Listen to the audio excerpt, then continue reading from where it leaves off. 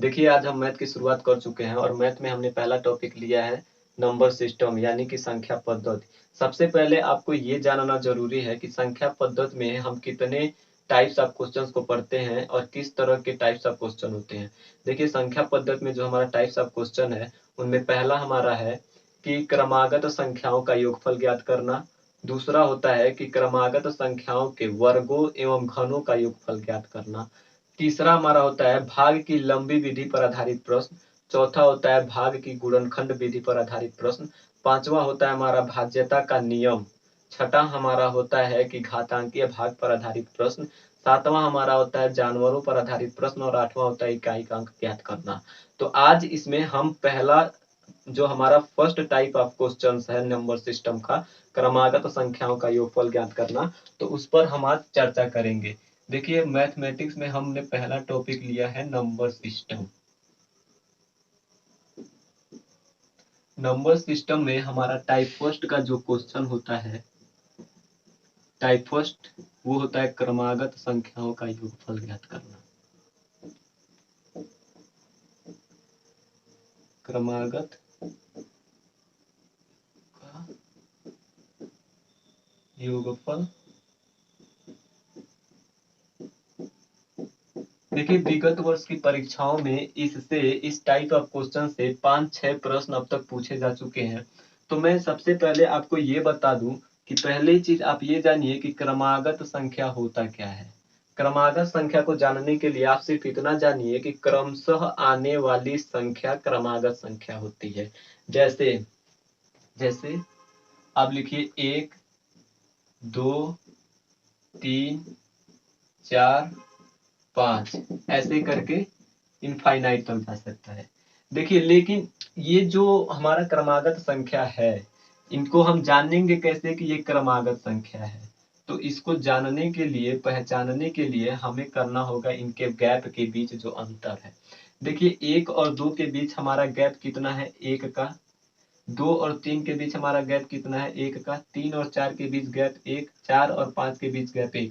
आगे भी यही प्रक्रिया जाती रहनी चाहिए। अगर यह प्रक्रिया जहां तक जाती है सिर्फ वहीं तक क्रमागत संख्या कहलाती है, आगे क्रमागत संख्या नहीं होती है। और ये जो गैप है ये हमारा बराबर, कहने का मतलब ये गैप हमारा बराबर होना चाहिए, जिसको हम कहते हैं सार्वअंतर। इसको हम क्या कहते हैं सार्वअंतर, जिसको हम डी से निरूपित करते हैं और ये हमारा 1 है। लेकिन जो हमारा क्रमागत संख्या है कोई जरूरी नहीं है कि वो 1 से ही शुरू हो, और ये भी कोई जरूरी नहीं है कि उनके बीच का जो गैप है वो 1 ही हो। क्रमागत संख्या जो है हमारा यहाँ से भी शुरू हो सकता है, क्रमागत संख्या हमारा यहाँ से भी शुरू हो सकता है। मतलब क्रमागत संख्या कहीं से भी शुरू हो सकता है और हमारा, लेकिन उनके बीच का जो गैप है, उनके बीच का जो गैप है वो बराबर होते रहना चाहिए। देखिए लेकिन अब देखिए पहली चीज तो हमने ये कहा कि कोई जरूरी नहीं कि हमारा क्रमागत संख्या 1 से ही शुरू हो। दूसरी चीज हमने ये कहा कि इनके बीच का जो गैप है वो भी जरूरी नहीं है कि वो 1 ही हो। जैसे देखिए अगर मैं आगे लिखूं तो ये देख लीजिए 2, फिर हमने लिखा 4 6 8 10 ऐसे बढ़ते गए। अब इनके बीच का देखिए, इनके बीच का गैप देखिए आप, 2 और 4 के बीच गैप 2 का, 4 और 6 के बीच गैप 2 का, 6 और 8 के बीच गैप 2 का, ये 2 का, यानी कि ये बराबर है। यहाँ पर जो हमारा सार्वंतर है वो हमारा 2 है। सार्वंतर क्या है हमारा 2 है। तो ये भी हमारा क्रमागत संख्या है, लेकिन किस तरह का क्रमागत संख्या है, क्रमागत सम संख्या है। और एक और हम एग्जांपल दे दें आपको तो देखिए हमारा 21 23 25 27 करके चला जाए। देखिए इनके बीच गैप 2 का, इनके बीच गैप 2 का, इनके बीच गैप का, ये बराबर गैप जाता रह रहा है। और ये हमारा सार्वंतर क्या हो गया, यहाँ पे सार्वंतर यहाँ पर भी 2 हो गया। लेकिन ये हमारा किस तरह का क्रमागत संख्या हो गया, ये हमारा हो गया क्रमागत विषम संख्या। इसको हम कहते हैं क्रमागत सम संख्या और इसको हम कहते हैं क्रमागत विषम संख्या।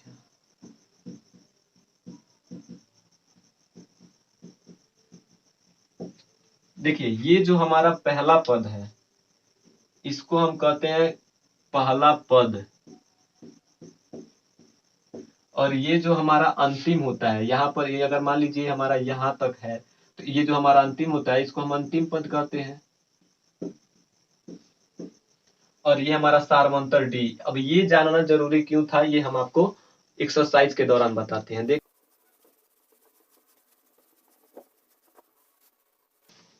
देखिए अगर हमारा प्रश्न ये है कि 1 + 2 + 3 + 4 + 5 ऐसे प्लस करते करते +60 इनका योगफल बताइए आप, तो आप क्या करेंगे?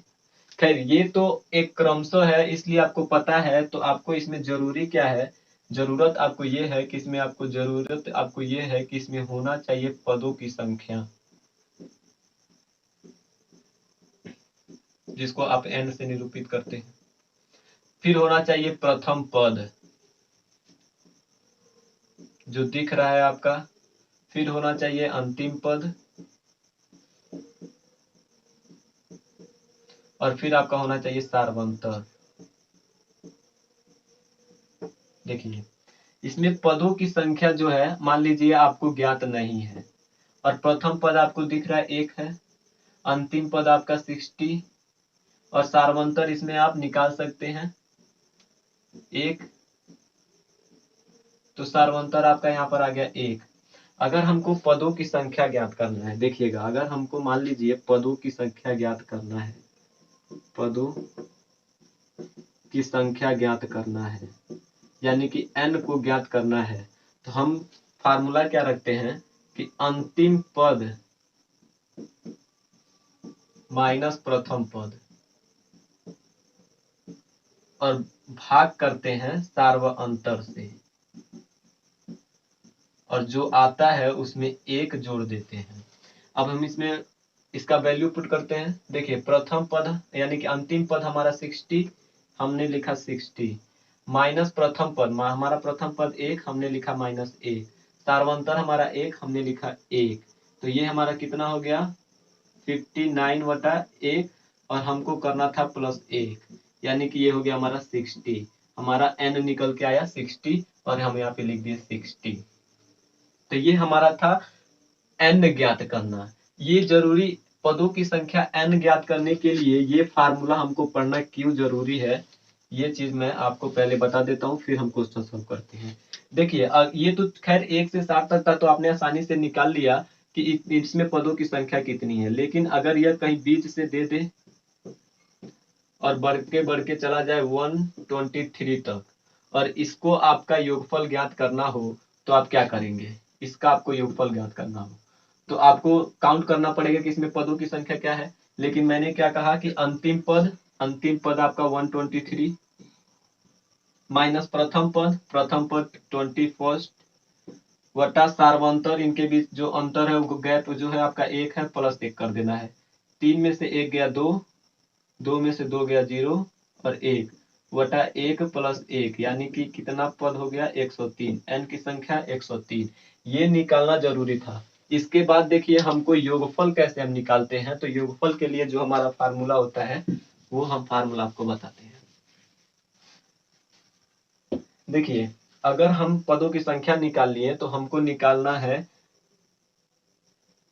n पदों का योगफल, मतलब यहाँ 1 से लेकर 60 तक के पदों का जो है योगफल निकालना है।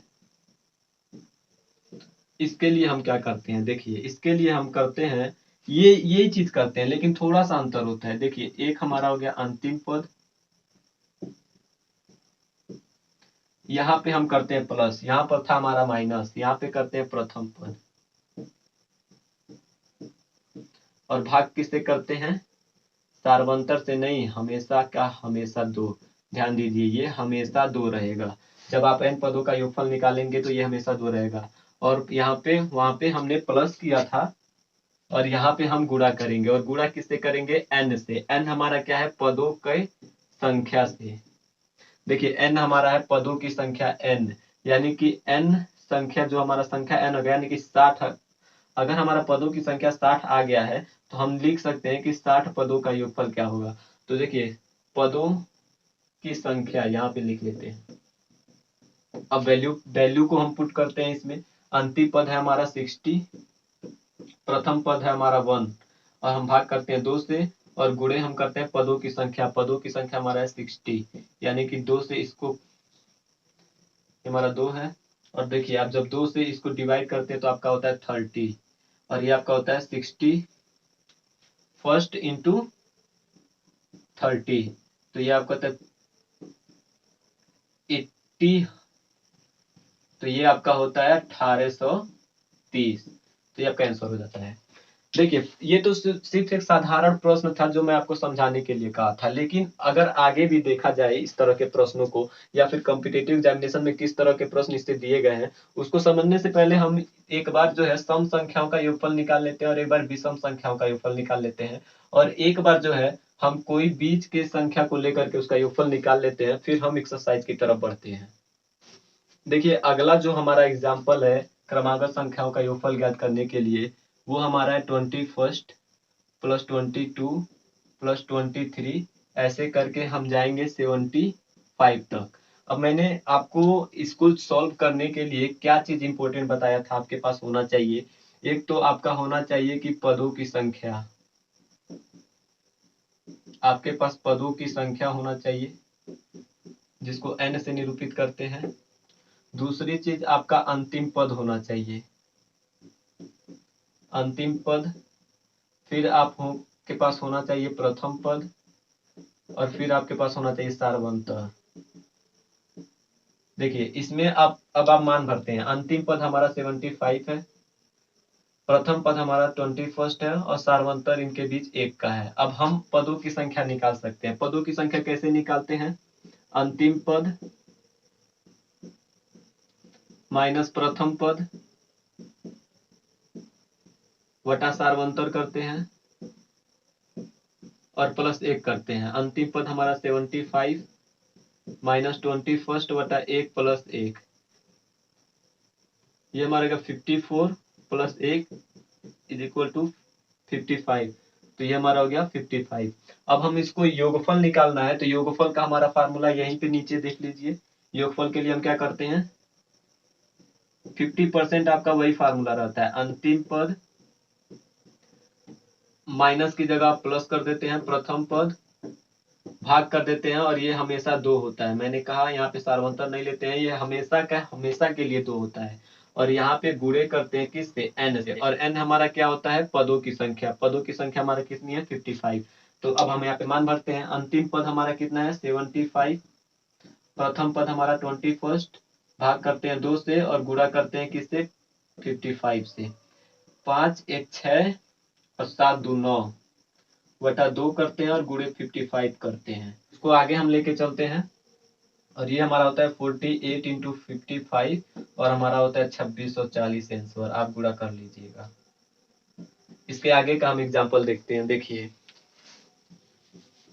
एक हम सम संख्या को लेकर के इसका योगफल ज्ञात करते हैं। उसके बाद हम एक्सरसाइज जो लास्ट ईयर के प्रश्न पूछे गए, लास्ट ईयर के एग्जामों में प्रश्न पूछे गए, उस प्रश्न की तरफ बढ़ते हैं। देखिए 2 + 4 + 6 ऐसे करके आपका 60 तक। तो मैं अब बिना कुछ लिखे मैं आपको बता दूं कि पहले इसमें पदों की संख्या कितनी होगी ज्ञात करने के लिए आप अंतिम पद लेंगे, उसमें से माइनस करेंगे प्रथम पद और उसमें क्या करेंगे, सारवंतर लेंगे। सारवंतर आप देख पा रहे हैं 2 का अंतर है, ऐसे 2 का अंतर गया है तो 2 ले लेंगे, प्लस कर देंगे 1, यानी कि 51 प्लस वटा 2 + 1, ये हो गया 29 + 1 इज इक्वल टू 30, यानी कि पदों की संख्या कितनी हो गई, 30। पदों की संख्या हो गई 30। अब इसका योगफल ज्ञात करेंगे तो अंतिम पद प्लस प्रथम पद वटा यहाँ पे हमेशा 2 रहेगा, मैंने आपको बताया, और गुणे कर देंगे n से।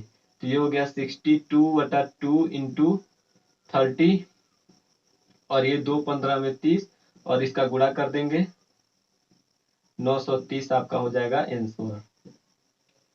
चलिए बिना देरी के हम पहुंचते हैं उन प्रश्नों की तरफ जो आपके परीक्षाओं में पूछे जा चुके हैं, जिनमें से हमारा पहला प्रश्न होता है कि 1 से 15 तक की क्रमागत संख्याओं का योगफल ज्ञात कीजिए, यानी कि 1 + 2 + 3 + 4 + 5। देखिए आपका क्या कह रहा है कि 1 + 2 + 3 + 4 ऐसे करके 15 तक के पदों का योगफल ज्ञात कीजिए। तो आपको पहली बात यहीं से आपको पता हो गया कि अगर अंतर एक है, अगर सर्व अंतर एक है तो जितना पद है उतना, तो जो इसका अंतिम पद है उतना पद उसमें होगा, यानी कि n हमारा 15 हो गया। n हमारा 15 हो गया तो आप निकाल लीजिए कि अंतिम पद आपका 15 प्लस प्रथम पद 1 और बटा 2 गुणे 15 कर दीजिए। तो ये 16 बटा 2 गुणे 15, ये आप काटेंगे तो ये 2 अठे 16, 15 बटे 120, आपका 120 हो जाएगा आंसर। तो ये प्रश्न हमारा पूछा गया है विगत वर्ष की परीक्षा में। इसके बाद का जो प्रश्न है वो बहुत मजेदार है, इसको देखिएगा कि प्रश्न ये है कि 1 प्लस 2 प्लस 3 प्लस 4 ऐसे करके 10 तक के पदों का जो योगफल है वो 55 है। तो पूछा है कि 6 प्लस 12 प्लस 18 प्लस 24 तो ऐसे करके 60 प्लस के योगफल कितना होगा। देखिएगा कह रहा है 1 plus 2 plus 3 plus 4 plus 5 plus 6 ऐसे करके 10 तक का जो योगफल है वो 55 है। तो पूछ रहा है कि 6 प्लस 12 प्लस 18 प्लस 24 प्लस 30 ऐसे करके 60 तक का योगफल कितना होगा। तो जब आपको 10 तक का योगफल निकाल दिया है भाई, तो आपको करना कुछ नहीं है। देखिए इसमें से आपको ले लेना है 6 को कॉमन।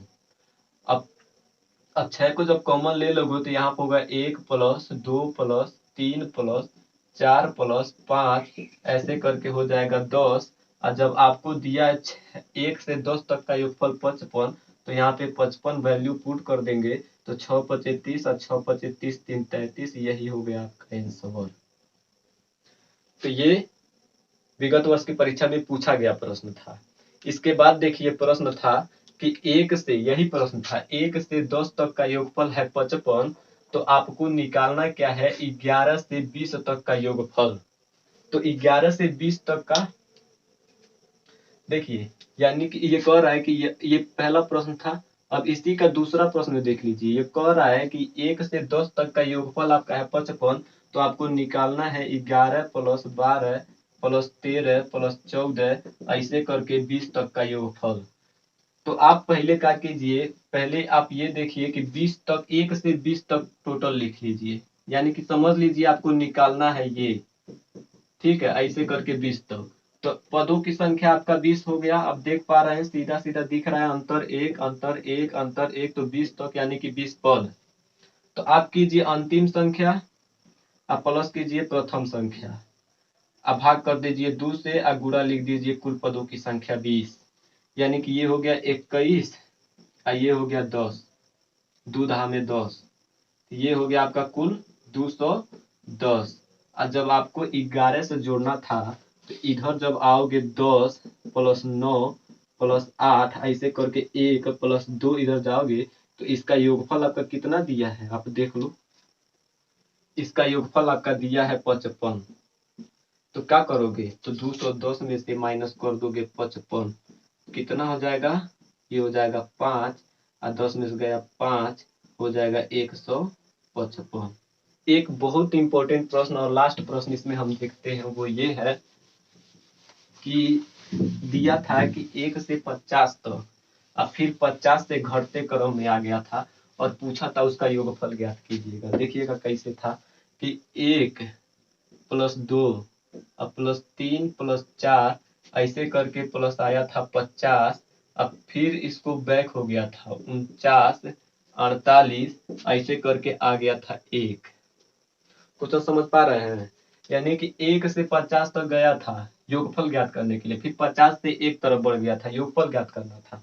तो हम कह रहे हैं भाई कि तुम योगफल निकाल लो 1 से 50 तक का, ठीक है, 1 से 50 तक का पहले योगफल निकाल लो। और जब इनके बीच सार्वंतर जो 1 है तो कुल पदों की संख्या हो गई 50।